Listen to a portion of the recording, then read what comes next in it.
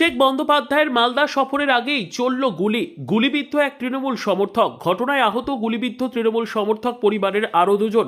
অভিযোগ উঠেছে সংশ্লিষ্ট এলাকার এক তৃণমূল নেতা এবং তার ছেলের বিরুদ্ধে।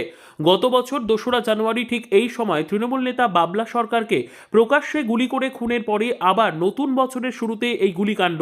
ঘটনা মালদার কালিয়াচক থানার কাশিমনগর নিচুপাড়ার। গুলিবিদ্ধ তৃণমূল সমর্থক জামাল উদ্দিন শেখ। তিনি পেশায় জল ব্যবসায়ী। বন্দুকের বাঁট দিয়ে মারা হয় তাঁর ছেলে শামীম শেখ এবং ভাইপো সাদ্দাম শেখকে।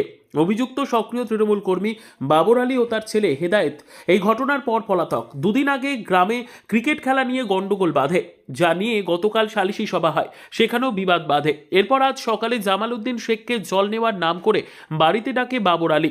এরপর বাড়িতে ঢুকিয়ে অভিযুক্তরা জামাল উদ্দিন শেখকে গুলি মারে।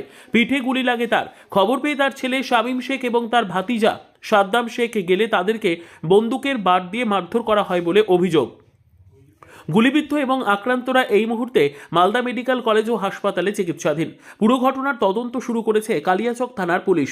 পুরো বিষয় কালকে নাকি বলে ঝগড়াঝাটি হয়েছিল বাচ্চা নিয়ে, এবার তার মধ্যে আজকে ওই যে মীমাংসা করার জন্য হয়তো একটা কিছু করতে গেছিল, তার জন্যে হয়তো কী হয়েছে জোট ঝামেলা, তার সঙ্গে শুনতে পেলাম কি গোলাগুলি হয়ে গেছে। ঠিক আছে, আমরা স্ট্যান্ডে ছিলাম, বাইকে করে নিয়ে এসছে, আমাদের নিজের গাড়ি ছিল, গাড়ি থেকে তুলে নিয়ে চলে এসেছি, বা সেটুকু আমরা জানি।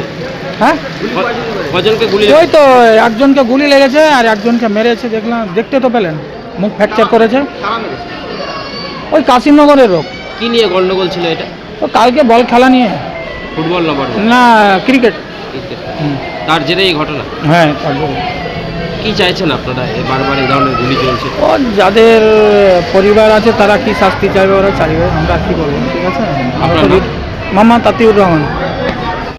সকালে কালিয়াচকে মানে একজন শুট আউট হয়েছে আর একজন আহত হয়েছে। ঘটনা এই ঘটনা আমরা পেয়েছি, ঘটনাস্থলে আমাদের পুলিশ ফোর্স আছে। যে বা যারা এই ঘটনা ঘটিয়েছে তাদের এগেইনস্টে স্ট্রং অ্যাকশন নেওয়া হবে। তুমি কী নিয়ে গণ্ডগোল? পুরো ব্যাপারটা আমরা খতিয়ে দেখছি।